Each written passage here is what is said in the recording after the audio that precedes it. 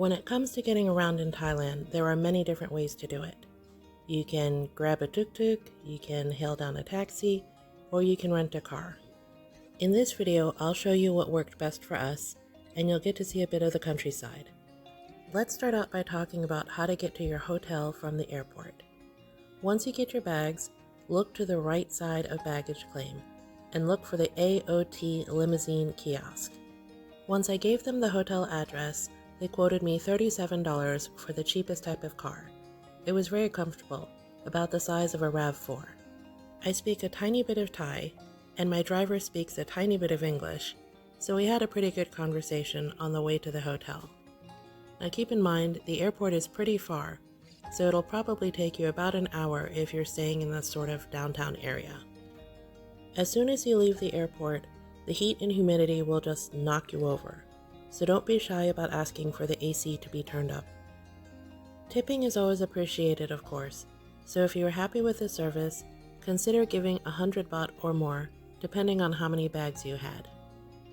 AOT is a great service to keep in your back pocket. It's good because you get a flat fee and they don't deviate from it unless you add to your itinerary. I included these clips of Bangkok so you could see what the city looks like. Enjoy this little drive around with me.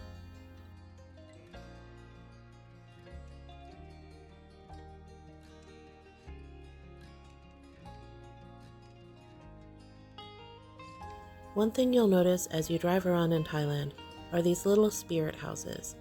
They're meant to provide a space to leave offerings for the spirits that protect a location. Watch for them in this video. I love how green it is in the city and how there are pockets of vegetation like banana trees or coconut trees growing with fruit right in the middle of Bangkok.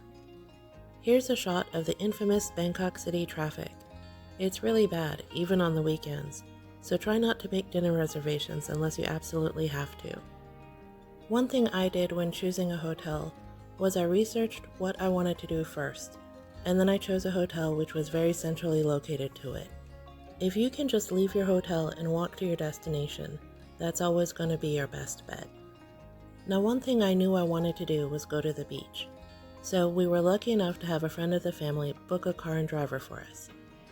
When I say car, I mean that you could get somebody with a big van like this, or somebody with just a regular SUV or car. When you book a driver, you don't just have them take you from point A to point B, you have them for a set period of time. For example, the driver who took us to the beach cost us 4,000 baht, and that was for a period of about 10 a.m. to 3 or 4 p.m. And then he still had to drive all the way back to Bangkok, so it was all included in that one price. Keep in mind, when I say driver, I'm not talking about some old dude in a suit with a chauffeur's cap. Our driver was in jeans and a Red Hot Chili Peppers t-shirt, and he was very sweet and good with my mom. All in all, our road trip from Bangkok to Rayong Beach was about 2.5 hours, and our driver was good enough to find us somewhere cool to have lunch. In addition to the actual driving, he did pick us up from 2 separate hotels. He found us somewhere for lunch, and he also stopped somewhere else so that we could stop and make a few purchases. My mom actually liked him so much that she invited him to have lunch with us, and she gave him all of the leftovers. There were so many cool things to see along the way, I just kept recording out my window.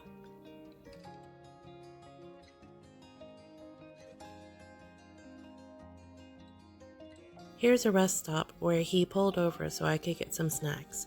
Yes, I am doing a 7-Eleven video.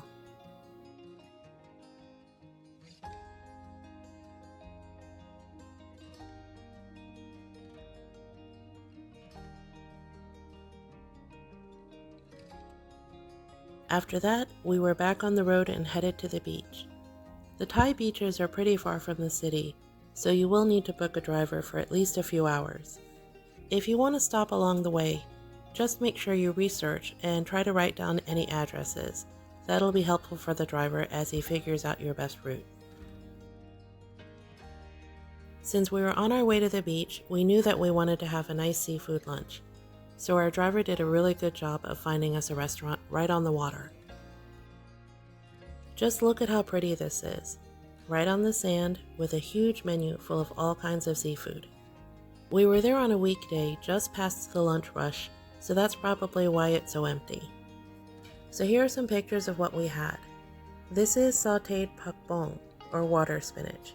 It's really good, one of my favorite vegetables ever. Now this big fluffy thing is a crab omelette. It's served with a slightly sweet sauce and it's really delicious. Next up were some baked scallops in butter. You'll notice that they eat the entire scallop, not just the white part like we do in the States. The next dish is deep fried soft shell crab. They're not the big blue crabs like you may be used to in the States. Rather, they're smaller crabs and you eat the whole thing. We rounded out the meal with some fried rice. Crab fried rice for me and Mom, and mixed seafood fried rice for the driver. About halfway through the meal, this little guy came over to say hello. How cute is he? Yet another thing you can do when you hire a driver is use them as an informal tour guide. That's what we did here at the beach. We booked somebody for 3 hours, which cost 1,000 baht, and then they'll show you all around wherever you want to go. The hotel chose somebody local for us, so she could take us to various markets and to find some local fruit. The cool thing about having somebody local was that she knew exactly what we were talking about, and we drove by some really beautiful vistas. At one point, she even pulled over and bought us some coconut dessert, khanom kok. That was really very sweet of her. So, in a nutshell, if you do come to Thailand, consider hiring a car and driver. It's not as hoity-toity or as difficult as it sounds, and they can really make sure you get the most out of your vacation. Drop me a line in the comments and let me know what you think. I would love to hear from you.